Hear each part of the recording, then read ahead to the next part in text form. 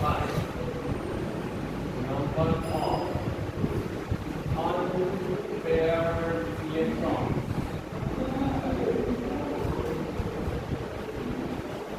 in a given atom. এক্সাম্পলটা কি রকম?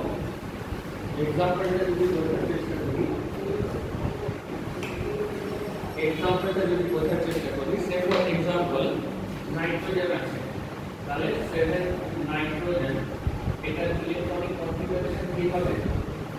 Helium 2s2 2p3, এরকম ব্যাপারটা। এখানে তিনটে আছে আনপেয়ার, একটা দুটো 3 4 5, ঠিক আছে। এইটার কি হলো? এখানে হলো দেখো নো ভেকেন্ট অরবিটাল, তাই তো? এটার পরে কিছু কোনো ভেকেন্ট অরবিটাল নাই, হলো? তাহলে নো ভেকেন্ট অরবিটাল, তার মানে নাম্বার অফ, এখানে তাহলে আমরা একটা জিনিস এখানে ইয়ে করব, number of unpaired electron and covalency, number of unpaired electron, আর একটা হচ্ছে কোভ্যালেন্সি। কেমন? নাম্বার অফ, তাহলে এখানে নাইট্রোজেন ক্ষেত্রে কত ছিল? এখানে নাইট্রোজেন লিখলাম, তাহলে নাইট্রোজেনের কাছে 3, কোথায়? p ইলেকট্রন, তার মানে এখানে কোভ্যালেন্সি কত হবে? 3। অন্যদিকে যদি আমি কার্বনের দেখি, কার্বন, তাহলে কার্বনের অ্যাটমিক নাম্বার কত রাখুন? 6, কারেক্ট। তার মানে 6 কার্বন লিখলাম, তারপরে আমি এটা লিখতে পারি ইকুয়ালস টু হিলিয়াম, তাহলে 2s2 2p2 হলো। এখন যদি 2s2 2p2 হয়, তাহলে এটা যদি এক্সাইটেড স্টেট হয়, এক্সাইটেড স্টেট মানে আমি এটাকে স্টার দিয়ে দিলাম, এক্সাইটেড, ঠিক আছে। তারপরে এই কেসটা কি রকম? এখানে দুটো ইলেকট্রন আছে, এখানে কটা আছে? একটা দুটো, px py pz, তাই তো? px py pz, আর এটা 2s। এখন যদি এক্সাইটেড লিখি, তাহলে এটা অ্যাকচুয়ালি এটা এক্সাইটেড এ কি হবে? হিলিয়াম 2s, 2s এ তো তাহলে 2s এ আমি কি দেবো? একটা, এখান থেকে ইলেকট্রন লাফিয়ে চলে যাবে, ঠিক আছে। তাহলে কোথায় গেল? 1 2 3, তাহলে এটা 2s px py pz। তাহলে দেখো এখানে এই স্টেটে, গ্রাউন্ড স্টেটে কটা ছিল? 2 ইলেকট্রন হলো, তাহলে নাম্বার অফ কোভ্যালেন্সি এখানে 2 হওয়া উচিত। আবার এইখানে যদি এক্সাইটেড স্টেট হয়ে যায়, তখন কি হবে? নাম্বার অফ আনপেয়ার্ড ইলেকট্রনস, এই আনপেয়ার্ড ইলেকট্রনস এসেছে, আনপেয়ার্ড ইলেকট্রনস এখানে 4, সুতরাং এর কোভ্যালেন্সিও 4। এক্সাম্পলটা কি লিখবো? CH4 এর মতো, ঠিক আছে। নেক্সট এক্সাম্পল কি? ক্লোরিন, ক্লোরিন কত? 17 ইকুয়ালস টু নিয়ন, এখানে 10 টা ঢুকে গেল, তার মানে কি হবে? 2s2 2p3, এটার মানে কি? এখানে এর ভেকেন্ট আছে, এর এখানে ভেকেন্ট p অরবিটাল পড়ে আছে, তাই তো? এখানে ভেকেন্ট p অরবিটাল আছে।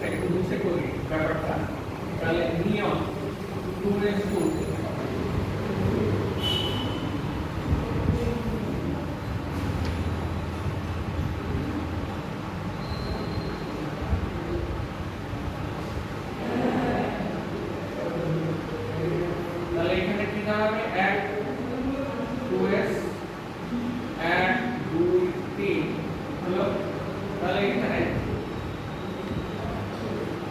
17 তো 2s2 এখানে ভুল লিখেছি, এটা 2s5 হবে। তার মানে যদি এটা গ্রাউন্ড স্টেট হয় ক্লোরিনের, তাহলে আমি এখানে কি দেব 2s2 2p5, তার মানে এখানে আরেকটা এখানে আরেকটা, এই পাঁচটা ইলেকট্রন। আর ডিটা আছে 3ডিটা আছে কি ভ্যাকেন্ট, ঠিক তো?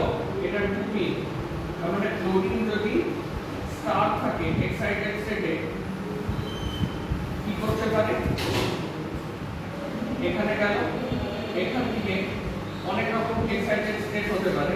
এক হচ্ছে প্রথমে একটা ইলেকট্রন লাফালো, কোন ইলেকট্রনটা এখানে গেল, তার মানে আমার এখানে কি দাঁড়াবে, একটা ইলেকট্রন এখানে দেখো। তাহলে ক্লোরিন যদি এবার ডাবল স্টার হয় তাহলে কি হবে 17 নিয়ন, এখানে আমার কি দাঁড়াবে, এটা গেল এটা গেল, এখান থেকে আরেকটা ইলেকট্রন ঢোকাতে পারে 1 2 3, তাহলে এখানে এখানে, তাহলে 4 5 ব্রেকেট সিএল ডাবল স্টার 17 নিয়ন, এখানে কি হবে একটা ইলেকট্রন দুটো ইলেকট্রন 1 2 3 1 2, তাহলে এখান থেকে গেল। তাহলে দেখো এই কেসে কত ছিল, এই কেসে আনপেয়ার্ড ইলেকট্রন হচ্ছে 1, তাই তো, কোভ্যালেন্সি 1। এই কেসে কত, আনপেয়ার্ড ইলেকট্রন হচ্ছে 3, কোভ্যালেন্সি 3। এই কেসে আনপেয়ার্ড ইলেকট্রন 5, কোভ্যালেন্সি 5। এই কেসে আনপেয়ার্ড ইলেকট্রন 7, এখানেও কোভ্যালেন্সি হচ্ছে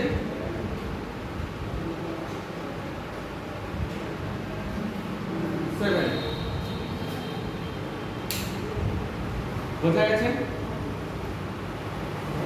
ঠিক তো? তাহলে হোমওয়ার্ক কি করব, হোমওয়ার্ক এখানে দিয়ে দিই, find the covalency or variable valencies of sulfur। এখানে একটা ট্রিক মাথায় রাখবেন, রাতুল লেখালে বলবি, আছে এখানে একটা ট্রিক মাথায় রাখবেন, এর আনপেয়ার্ড ইলেকট্রন আছে একটা, পেয়ার কটা আছে 3টে, ঠিক তো? তার মানে এইগুলো যদি খুলে যায় তাহলে সবসময় যেগুলো অড হবে অডের আকারে বাড়বে, কেন না একটা খুললে দুটো করে আনপেয়ার্ড আমি পাবো, একটা পেয়ার আনপেয়ার হলে দুটো ইলেকট্রন আমি পাবো, তাই যে ছিল আর দুটো ইলেকট্রন আমি পেলাম। তাহলে ফার্স্ট ভ্যালেন্সি 1, সেকেন্ড ভ্যালেন্সি 3, আরেকটা যদি এক্সাইটেড হয়ে যায় তাহলে এখানে আরেকটা কি কোভ্যালেন্সি হবে কি 5 হলো। আর এখানে আলটিমেটলি যখন এই লোন পেয়ারটা যখন খুলে যাবে তখন এটা কত হবে 7। সালফারের ক্ষেত্রে ইলেকট্রনিক কনফিগারেশন কি, হ্যাঁ 16, ঠিক আছে? তাহলে 16 তো অ্যাটমিক নাম্বার। এবারে বলো যে ইলেকট্রনিক কনফিগারেশন কি হবে, বলো বলো। Good, very good. তার মানে এটা হচ্ছে 16, এটা হচ্ছে সালফার, নিয়ন, নিয়নের 10টা খেয়ে গেল। এবারে কি হবে 2s2 2p4, ভেরি গুড। তার মানে একটা দুটো, আর এখানে কি আছে একটা,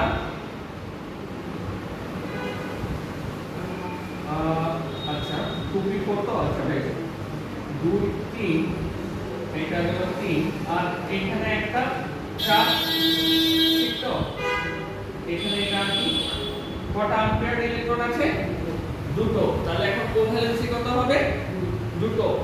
যখন এটা এক্সাইটেড হবে ফার্স্ট এক্সাইটেড স্টেটে তখন কি হবে, একটা পেয়ার আনপেয়ারিং হয়ে যাবে, দুটো ইলেকট্রন পাবো, তাহলে নেক্সট কোভ্যালেন্সি কত হবে 4টে। এবারে দেখ যত কটা এরকম ভাবে থাকবে, ইভেন নাম্বার অফ যদি আমার ইয়ে থাকে লোন পেয়ার থাকে বা পেয়ার ইলেকট্রন যদি থাকে, লোন পেয়ার বলবো না, পেয়ার ইলেকট্রন যদি থাকে তাহলে কি হবে ইভেনের অনুযায়ী বাড়বে। তাহলে দুটো ছিল, এরপরে দুটো হবে 4, এটা তুলে গেলে আরো দুটো হয়ে যাবে 6। ঠিক আছে, চলো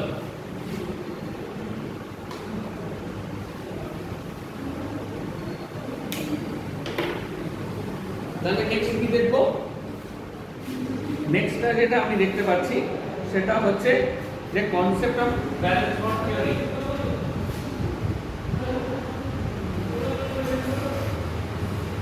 concept of balance bond theory। গল্পটা কি রকম? গল্পটা হচ্ছে যে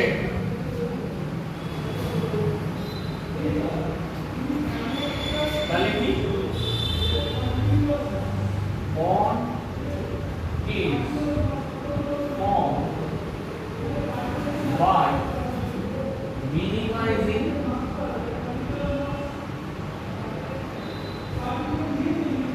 the energy।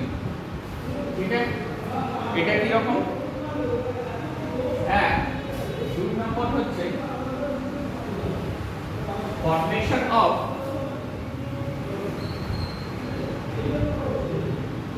তাহলে কি in bond formation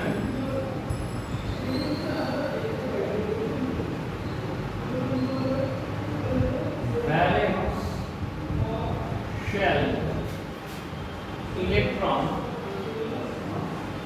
participate।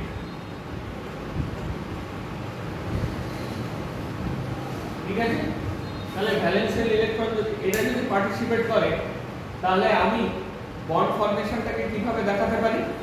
তাহলে ধরো কি সিনারিওটা কি হতে পারে, দেখো এখানে আমি একটা গ্রাফ আঁকলাম। ঠিক আছে, গ্রাফটা দেখবে কি রকম।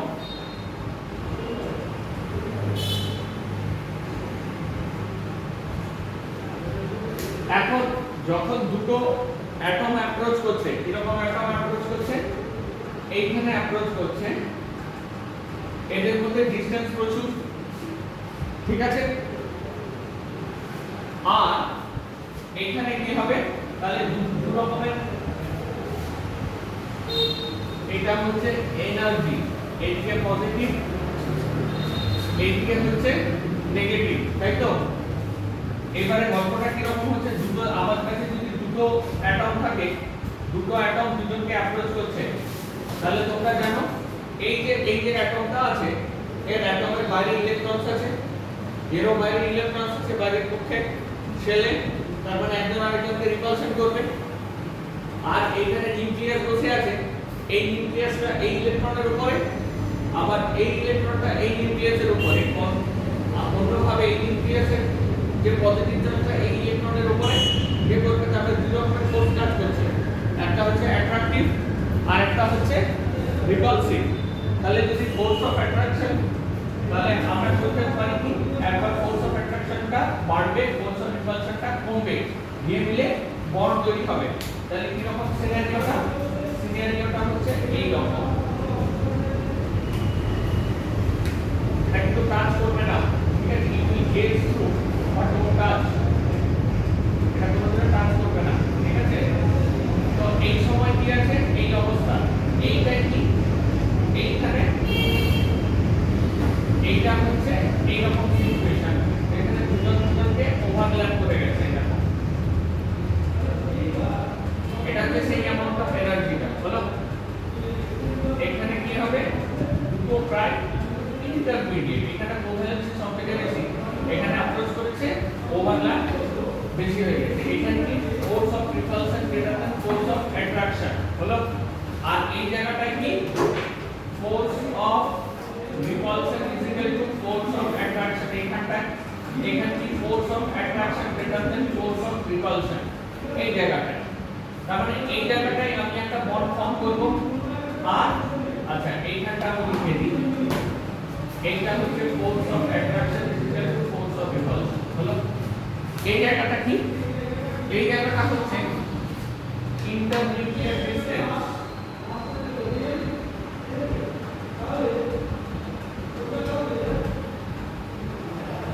আর এটা কি এনার্জি প্যারামিটার,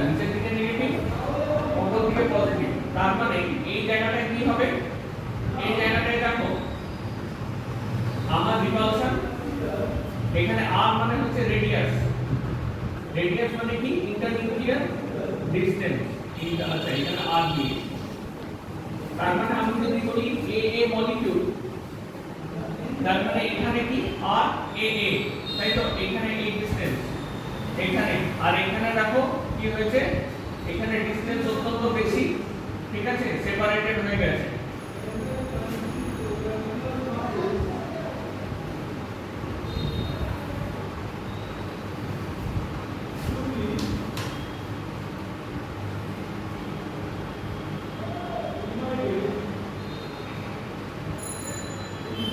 হয়েছে সারস্বতী দেখা যাচ্ছে? ওকে, এতটা পড়ানো কি বলছো? না না এইটুকু পড়িয়েছি, এইটুকুটা তুই জানিস, ঠিক আছে।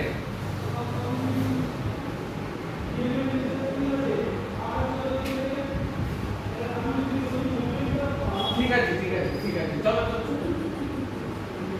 ঠিক আছে।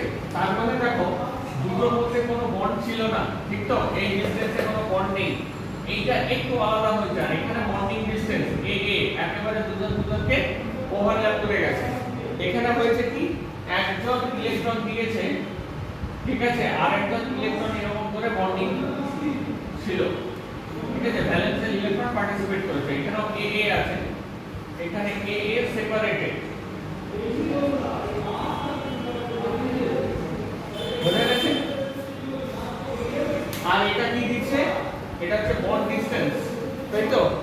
এখানে যে একটা ভেরি ফিবল, হয়তো এখানে দেখানোর উদ্দেশ্যটা হচ্ছে এখানেও দেখো এই কার্বন এক্সিস্ট করছে, কিন্তু এদের জিরো এনার্জির কাছাকাছি, মানে ভেরি উইক বন্ড আছে, ভেরি ভেরি উইক বন্ড, সেই জন্য এটা সেপারেট করে গেছে। বন্ড নেই এরকম কেউ বলছে না। If there is a bond excess, the internuclear distance is very high. এতটাই high, they are not interacting. এই কথাটাই কথা বলছে। আর এখানে পারফেক্ট বন্ডিং হয়ে গেছে। আমি কি বললাম, এখানে দুটো জিনিস জিনিসটা কি, এটা আর, এটার মধ্যে ডিসটেন্সটা কি ইন্টারনিউক্লিয়ার ডিসটেন্স, এটার মধ্যে আর ডিসটেন্স হলো, আর এটা কি এই ডিসটেন্সটা হচ্ছে আমার এনার্জি, যত নিচে নামবে তত বেশি স্টেবল হবে। তাহলে এর তিনটে সিনারিও হতে পারে। কি কি সিনারিও হবে? এক,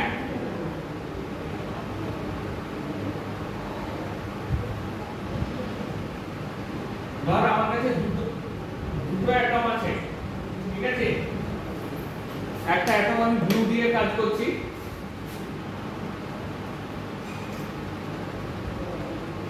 দেখো আমি এখানে ঠেকাইনি, বারবার করে বলছি, হলো।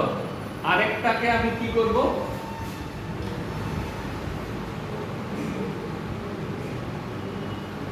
হলো, আরেকটা সিনারিও কি, এইটা ধরো H এর মলিকিউল, কি মলিকিউল, এটা হচ্ছে H A মলিকিউল, এটা তো এনার্জি, এটা হচ্ছে ইন্টারনিউক্লিয়ার ডিসটেন্স, হলো, H A মলিকিউল আর এখানে Hb মলিকিউল, তাই তো। এবার বলো দেখি কার এনার্জি বেশি আর কার এনার্জি কম, কার বন্ড ডিসটেন্স বেশি কার বন্ড ডিসটেন্স কম।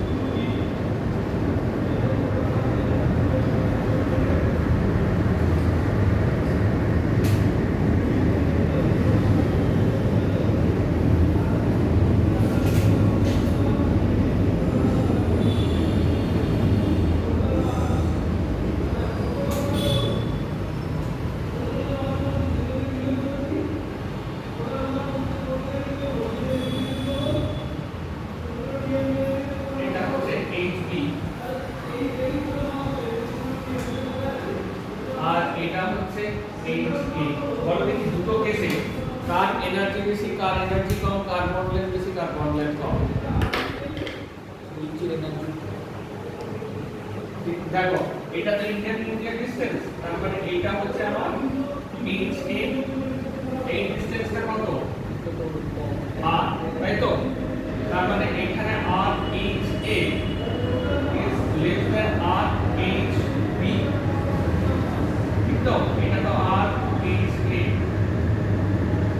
এটা কি RHB, ঠিক তো?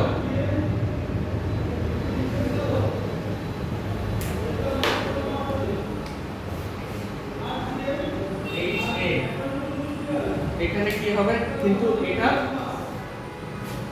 বন্ড এনার্জি কার বেশি, বন্ড ফর্মেশন হবে, বন্ড রিলিজ হয় এনার্জি, তার মানে energy of HA greater than, তাই তো? নেগেটিভ হলো, যত বেশি নেগেটিভ তত বেশি স্টেবল, ঠিক তো? তার মানে E অফ HB হলো, তারপরে কি আছে এখানে HB এর এনার্জি কত, এখানে RHB, তাই তো? RHB less than RHA, আর অন্যদিকে এনার্জি কি, energy of HA is greater than, ঠিক আছে? আমি মড ভ্যালুটাই নিয়ে নিই, energy of HA is greater than energy of HB,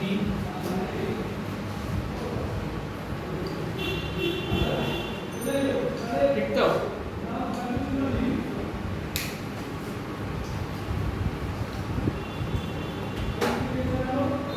এটা কি এখনো মাথায় ঢুকছে না, তাই তো?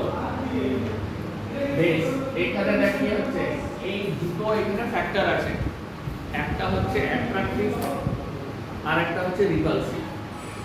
অ্যাট্রাকটিভ কোনটা, এই যে নিউক্লিয়াস টু ইলেকট্রন, এরো নিউক্লিয়াস আছে, এরো ইলেকট্রন আছে, এরো ইলেকট্রন আছে, তাহলে এটা অ্যাট্রাকটিভ, এটাকে সাপোর্ট করছে কাছে আসতে, তার মানে যত বেশি বন্ড ফর্মেশন হবে এনার্জি রিলিজ হবে, ঠিক? First point clear. রিপালশন এখান থেকে ইনক্রিজ করছে, কিন্তু যত কাছে আসছে ইলেকট্রন ইলেকট্রন রিপালশন বাড়ছে, এই কাজটা, তাই তো? একটা অ্যাকচুয়ালি এই রকম কাজ, আর একটা কাজ হচ্ছে এই রকম কাজ,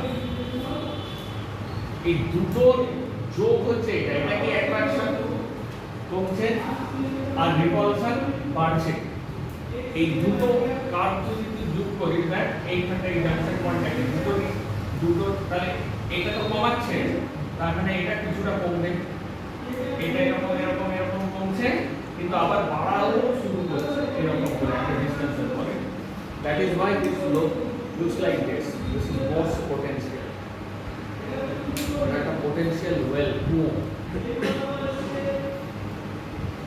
ঠিক আছে? এটা এনার্জি প্যারামিটার, এটা ইন্টারনিউক্লিয়ার ডিসটেন্স, বোঝা গেছে?